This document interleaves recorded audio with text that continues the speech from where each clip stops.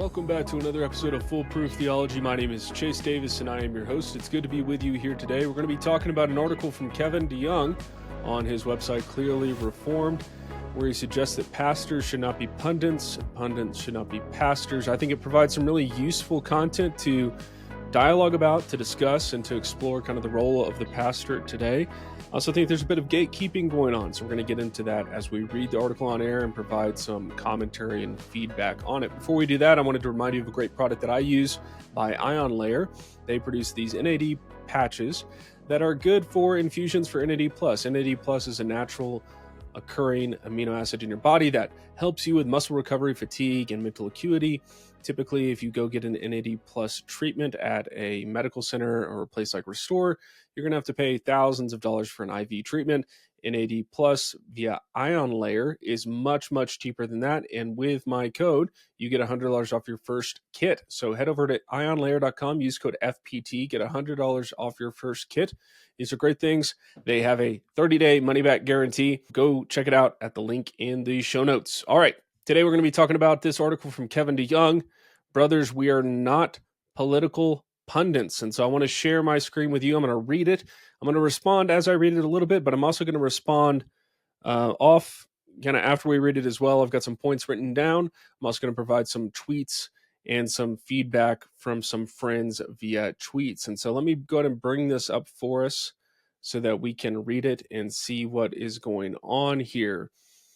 The article starts by Kevin DeYoung, Brothers, We Are Not Political Pundits. The subtitle says, We can be known for prophetic political commentary, or can be known for textually careful, biblically rich, theologically deep, church-focused gospel ministry. All right, for those who don't know, Kevin DeYoung is a pastor of a PCA church in North Carolina. He is also a professor at Reformed Theological Seminary.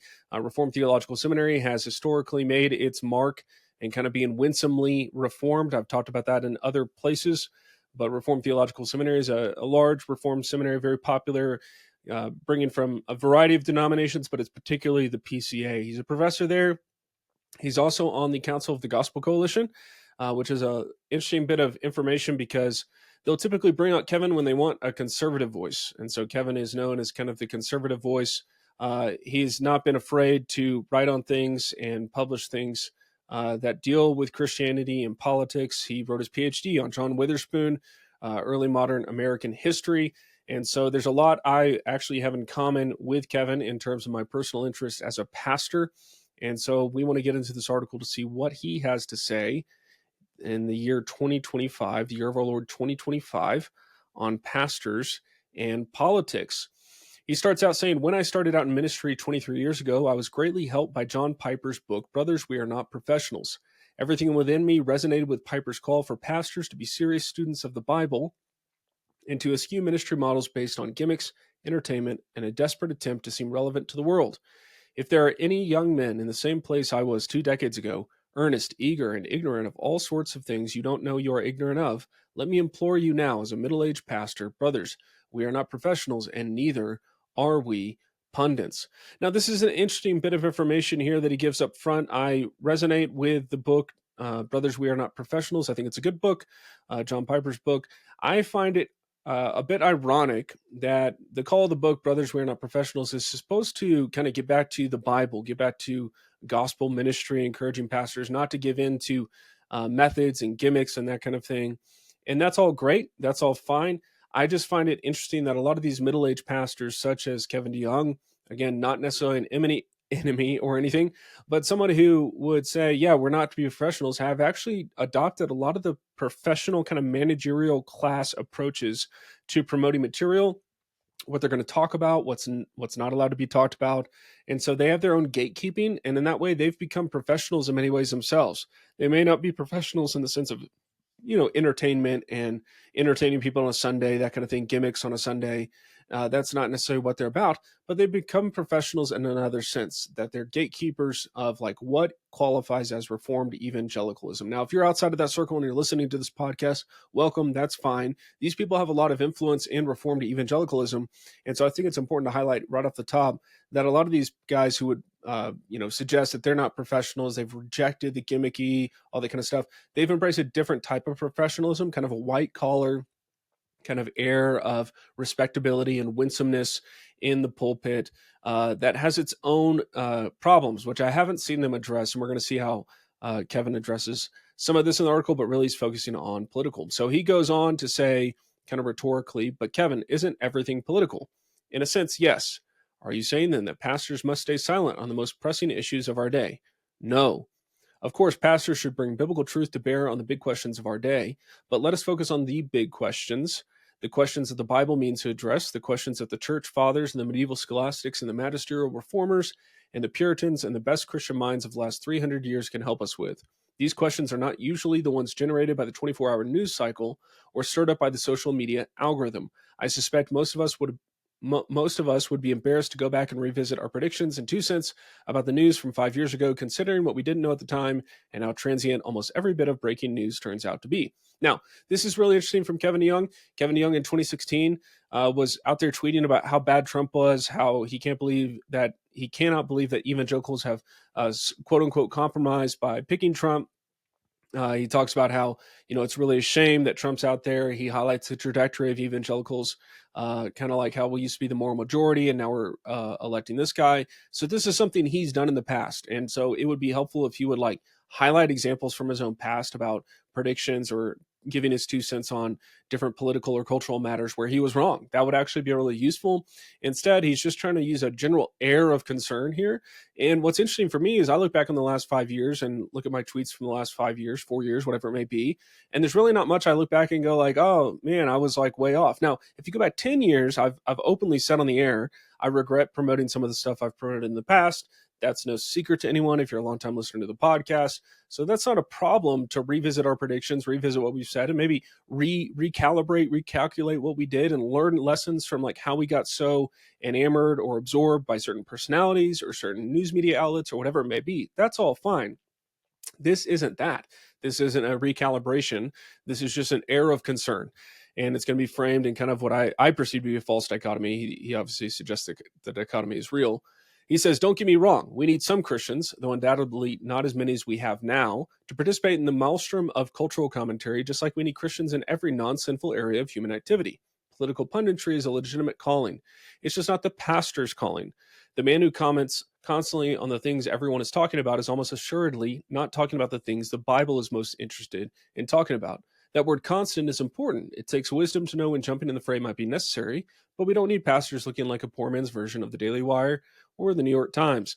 I agree with him on that last sentence. If we're going to be pastors that participate in political commentary and get involved in cultural matters, we should do so with excellence. So I agree with that. What's really interesting is that he says political punditry is a legitimate calling. It's just not the pastor's calling. Well, sure, political punditry is a legitimate calling. It's also not the plumber's calling. It's not the teacher's calling. It's not, you could go down the list of who's calling and parsing it out. I understand the distinction he's making. Don't get me wrong, but I view this as a bit of a false dilemma that he's positing before people, and he's using it as kind of a cudgel and an air of concern to diminish pastors who are speaking out culturally and saying things on cultural matters. The next heading says, don't dilute your authority. Pastors are not called to comment on everything, nor are we equipped to comment on everything. Brothers, and this is typical kind of big Eva jargon, especially in Reformed evangelicalism. If you hear brothers, comma, you're about to get rebuked. So this is a common way they speak. I've become it's a laughing joke amongst me and my friends that if we use the word brother, it's rarely used to exhort in a positive direction. It's always used in a corrective tone. I try not to use this in my writing. It's just a funny kind of Christianese thing to pick up on. Brothers, we must not plunge ourselves into subjects on which we do not have the right nor the expertise to speak as ministers of the gospel. Before you send out your instant analysis on the controversy du jour, ask yourself, can I say what I'm about to say by virtue of my training as a minister or by my hard-won expertise in some related area? Yes, Christ is Lord over all. Yes, there is not one square inch in all of creation over which Christ does not cry out, this is mine. But fellow pastor, you and I are not qualified to speak on all those square inches over which Christ reigns. All right, so we're getting into kind of some critiques. Obviously, he's quoting Abraham Kuyper there with the quote about this is mine. He's also talking about Christ being Lord over all, and you're going to see him highlight this kind of all of Christ for all of life. My sense is that he's critiquing kind of a Doug Wilson Moscow Mood approach to ministry, where Doug publishes, I think, every day almost, and he's totally fine jumping in the fray and speaking on cultural matters, that kind of thing.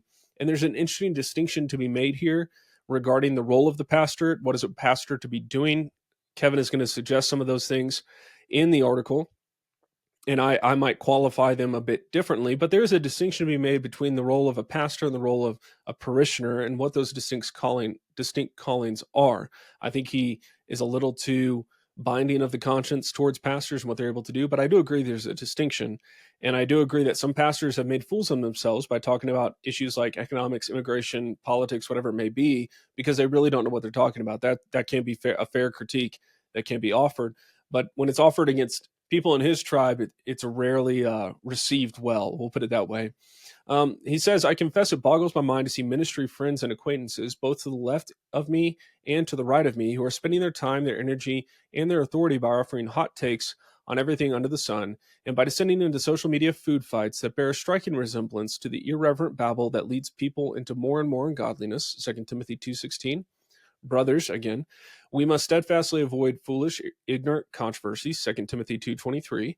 It is not acquiescence to the spirit of the age that demands that the Lord's servant must not be quarrelsome, 2 Timothy 2:24. It is a command of Holy Scripture. Good, yes and amen. These are Bible verses. You can use them.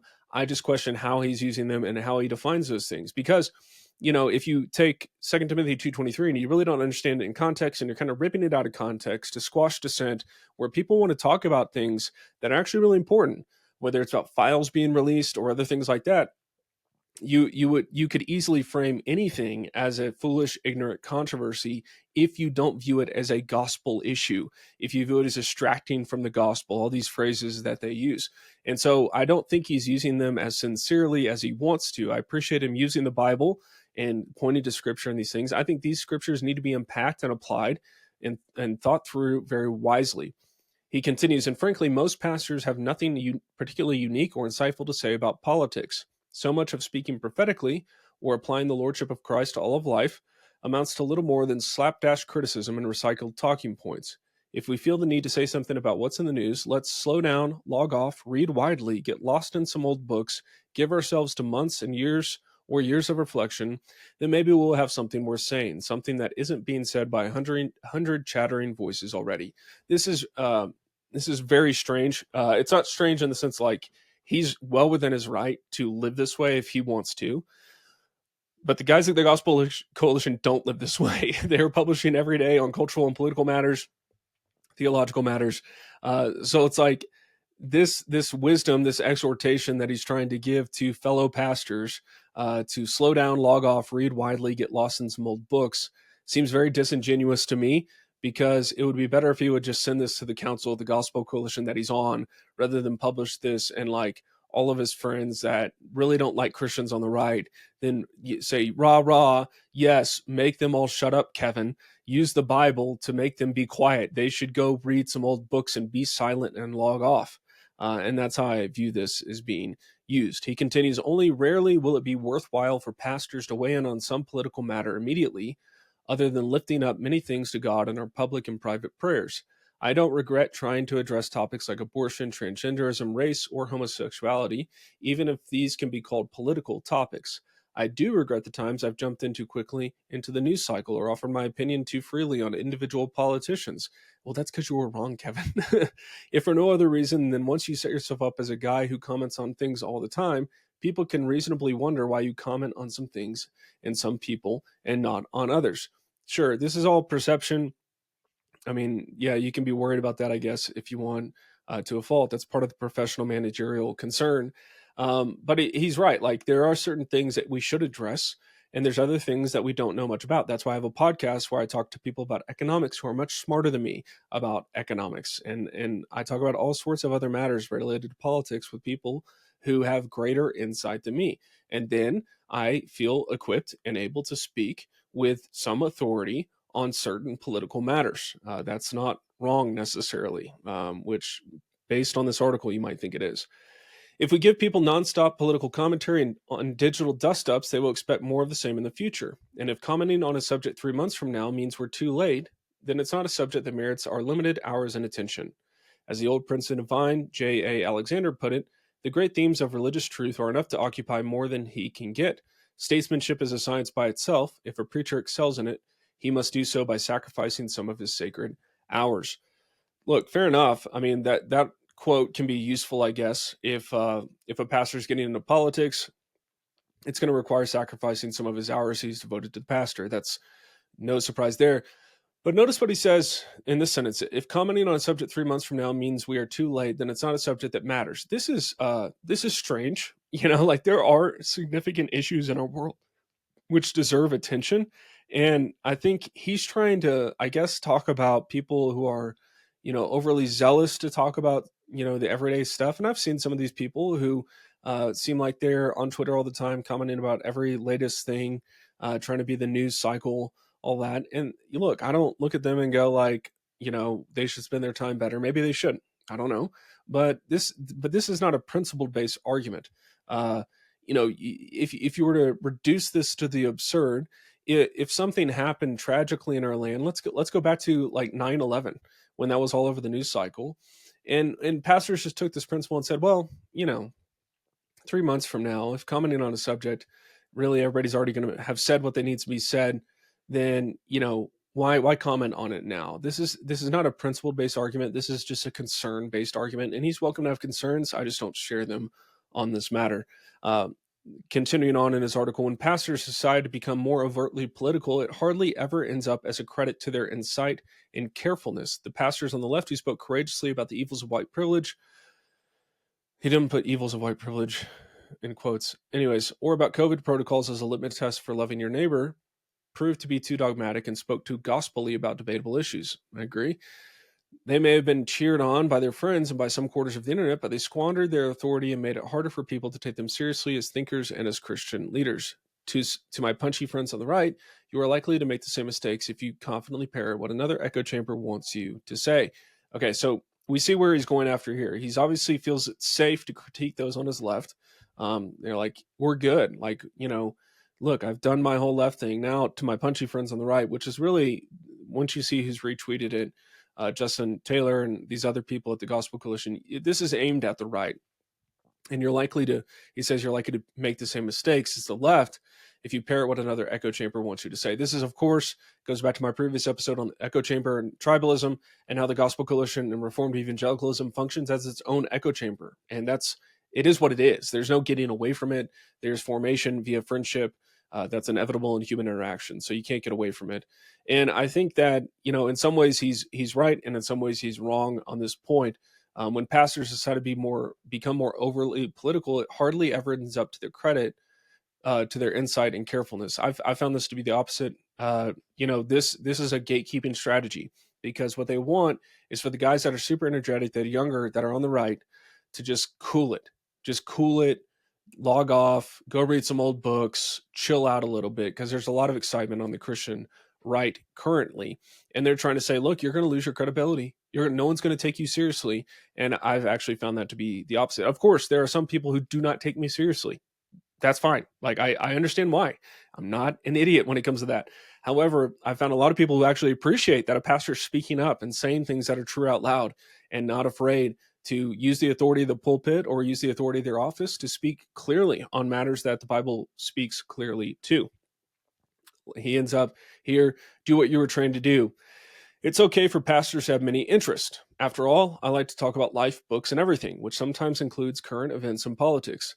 Right, exactly. Like when you talked about George Floyd in 2020 with Justin Taylor and others at the Gospel Coalition. This is just what y'all do. But the things I'm most passionate about, and I want it to be manifestly obvious that these are what I'm most passionate about: teaching about theology and church history, preaching the Bible each Sunday, and being a local church pastor week after week. If ever those things are my genuine priorities, if what I really want to do is have a podcast ministry like Gavin Orland, or an itinerant speaking ministry, or a political action ministry, or a conservative think tank ministry, then I should quit this job and go do that. Again, there's some truth in there. If that's what you really want to do, go pursue that ministry, or I guess vocation, and don't be a pastor. At the same time, like, I have a podcast. He has a podcast. He has a website. He speaks at things. So like, he's not providing a lot of wisdom here and how to discern that. He's just really just putting an air of concern over it, as if they're watching, they're noticing, and you should really stop what you're doing. There are lots of important jobs in the world. In many ways, we can serve the Lord and his people. But if you're a pastor, then be a pastor. Do what you were trained to do. Study the Bible, preach sermons, love people, and lead your church. Yes, we can have ordered loves. It's not all or nothing. We can be engaged in many things at once. But Alexander is right. It is unseemly for a minister of Christ to be known chiefly by works beyond the line of his calling, however valuable in themselves.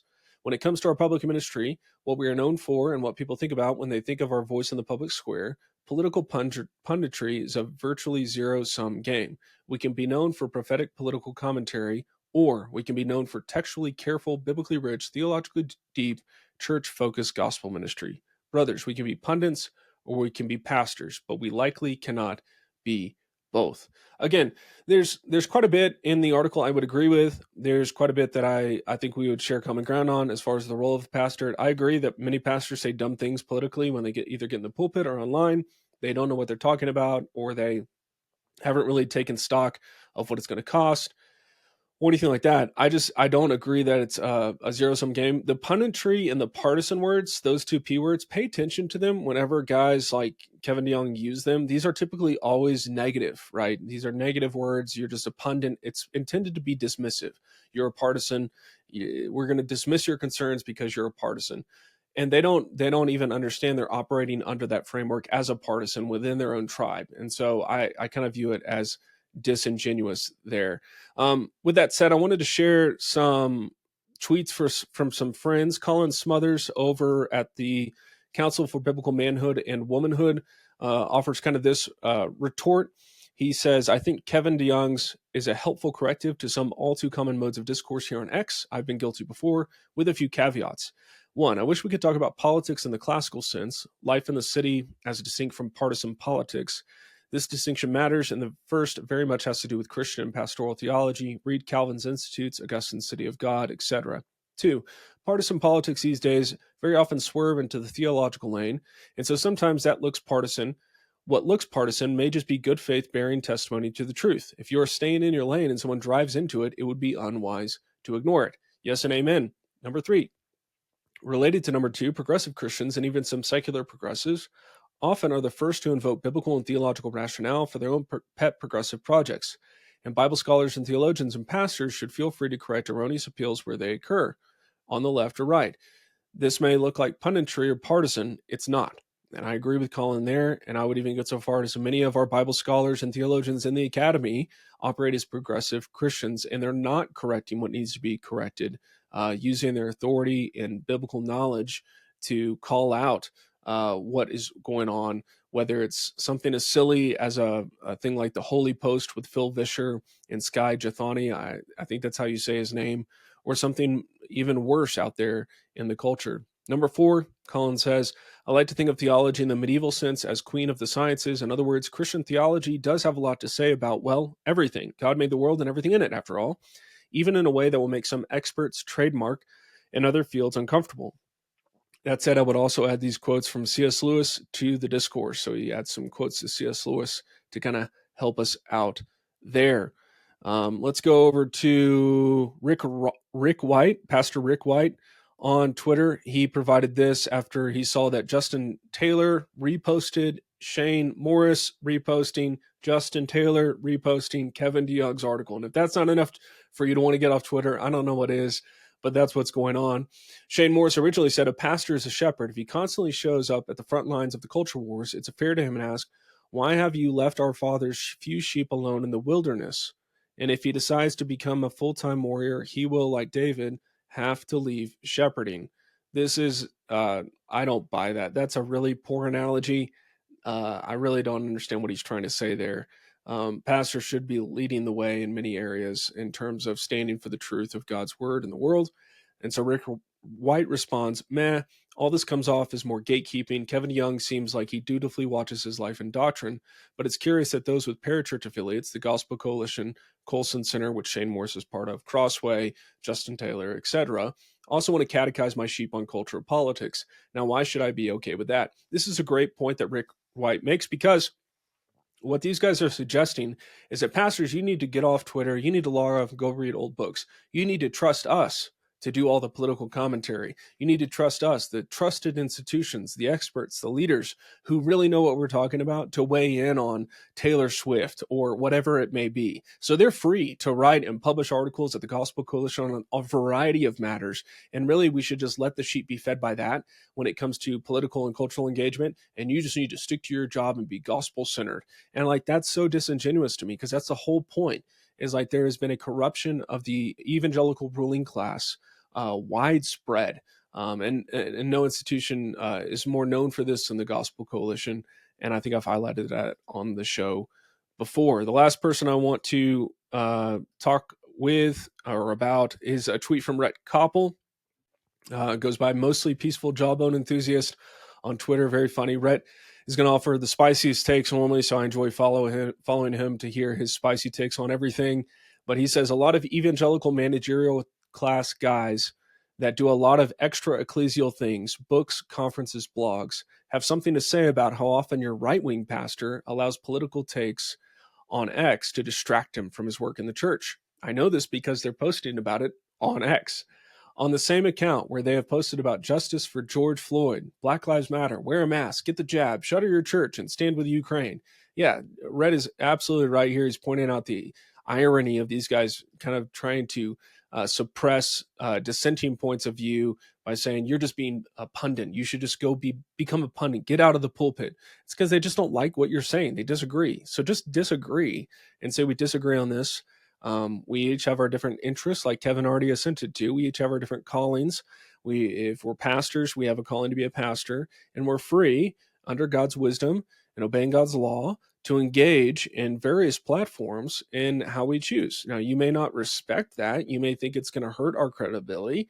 We've probably weighed that calculus, and we would rather not be credible with, people who think men can become women. That's just not something we're interested in. And so this article, I think there's kind of 4 things to kind of round out the episode. Before we get into that topic, I wanted to remind you of the Ancient Language Institute and the courses they offer. If you're a man who is pursuing deep knowledge, studying the scriptures, then I think it's good to be familiar with and know ancient languages, Latin, Hebrew, Greek, all these kind of things. I think they're very helpful. If you've had to skip seminary, or maybe you never got a chance to go to seminary, it's an easy way to gain a better biblical understanding of how the Bible works, how it's written, who it's speaking to. And so the Ancient Language Institute is designed for you. They offer courses in Latin, Greek, Biblical Hebrew, and Old English. They offer courses for kids and adults. It's highly flexible. They have live class meetings online. It's all remote, so you don't have to travel.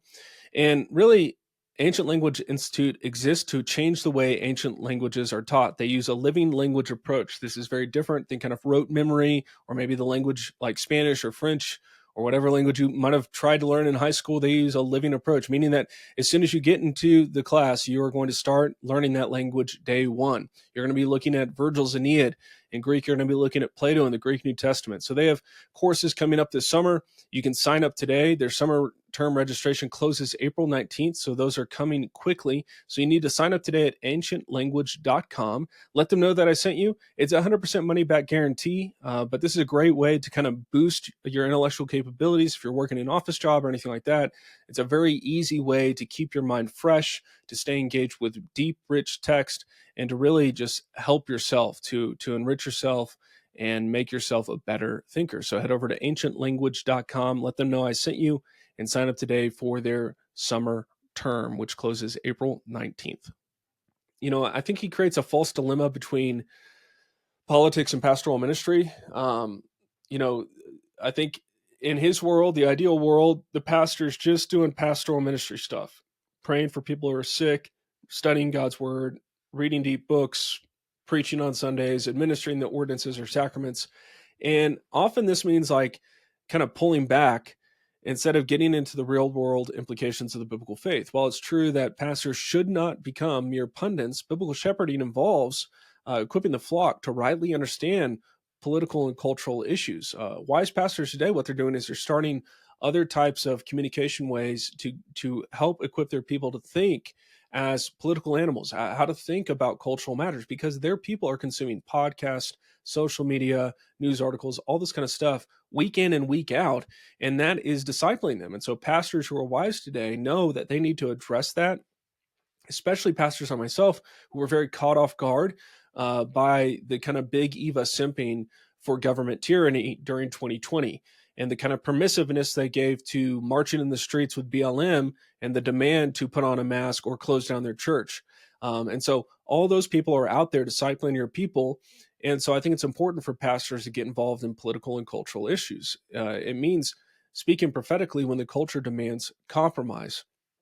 The second point I want to make is that it really neglects the prophetic role of the church.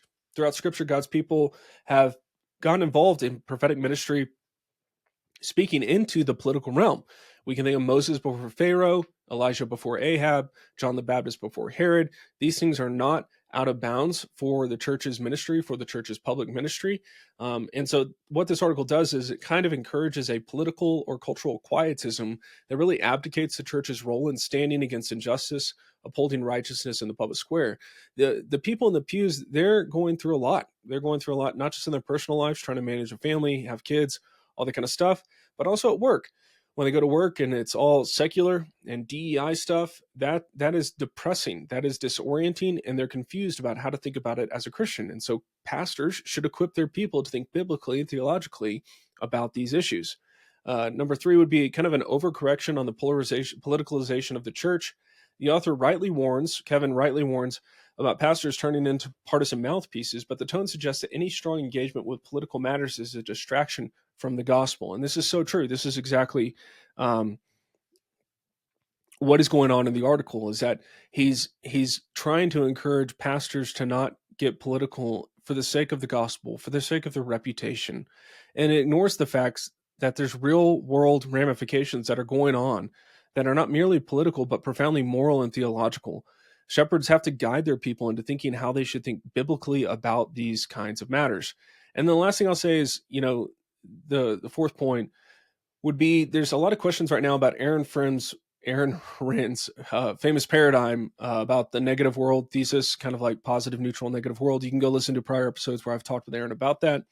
And so a lot of people are kind of like, is the negative world over now that Trump's in power? You're seeing a widespread rejection of transgender ideology, all this kind of stuff. And I would say no. Many corporations and companies and neighbors and friends are still kind of wrapped up in Christianity as a net negative. Now you're seeing many celebrities start to explore Christianity. Larry Sanger over at co-founder of Wikipedia recently became a Christian.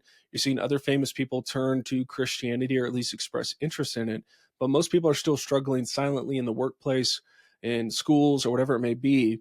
And so by kind of pulling back and just focusing on the gospel and having a gospel-centered ministry, you're not addressing cultural and political issues. So while I think the call for pastors to be pastors and not political talking heads, I think that's true. I think it's too simplistic and doesn't really offer much here. I don't really think there's much here that can be helpful because it doesn't go into detail. It doesn't provide any specific examples, like how many times can I tweet before Kevin DeYoung thinks I'm a pundit? Like there's no, he may be trying to offer wisdom here, but it doesn't come across as wisdom. It comes across as both disingenuous and somehow trying to cudgel those to his right, which is typically how they roll out Kevin DeYoung. They're going to bring out Kevin DeYoung. He's a known conservative. He's still in the gospel coalition. So we're going to use him to attack the right because maybe they'll listen to him and maybe they'll finally shut up about what we don't care about, how we don't want them to talk, all this kind of stuff. A good shepherd is going to help his people think about how the Bible engages all of life. Are there limits to that? Absolutely. Do pastors know about tariffs and trade wars and all this kind of stuff? Not normally. They can. They might. I try to explore that stuff because I think people are talking about it, but I typically don't. Like, that's not in seminary. And so I want to get familiar with it because people are talking about it, and it does have real world implications for schools, for businesses, for cities, for towns, for states, for our nation. And so I would like to be informed, at least to talk about it. And then once I'm informed, I feel like I've got enough ground to say, you know what, I think there's something here. I'd like to say something about it. And maybe there might be some biblical, understanding that we could provide, some commentary biblically on how we can understand what's going on. I think that's all permissible. But I think this is kind of a false dilemma that he's painting here. And I think it's mainly as a weapon to kind of, squash those on the right, on the Christian right, who are very energetic right now with Trump's ascendancy and kind of the Republicans being in charge, you're sensing an interesting pivot. Those who made a lot of kind of hay under the Biden regime, calling out corruption and that kind of thing, they're going to have to figure out how to do that under the Trump regime and prove themselves to be kind of sober-minded. I think there's a temptation that many Christians might feel where they, whoever the ruling party is in power, they've got to speak out prophetically against it. I don't think that's a principle-based argument. I mean, you can make that a strategy, but I view that as disingenuous.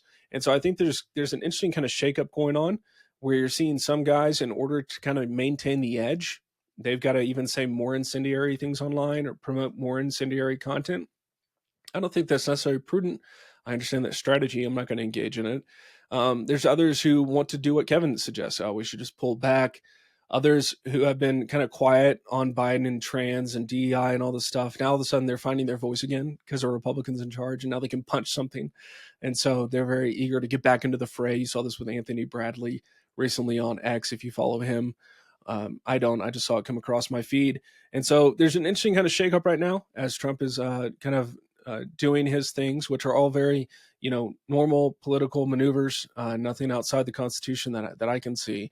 And these are not things that these are things that what the president's doing has been done before in American history. So anyways, wanted to provide that. I'd love to hear what you think. When do you think a pastor has tweeted too much about a thing? When do you think a pastor has overstepped his lane and he shouldn't speak? Should there be a rule we follow about what pastors can say? Leave a comment on YouTube or anywhere where you're listening or watching. But thanks for tuning in today. Wanted to invite you to sign up on the Patreon. The Patreon is where you can support the show for $5, $15 a month. You get swag with each of those. And so I'd love your support. It helps me stay motivated to keep bringing content to you. You can sign up at the link in the show notes. Thanks for listening today, and we'll see you next time.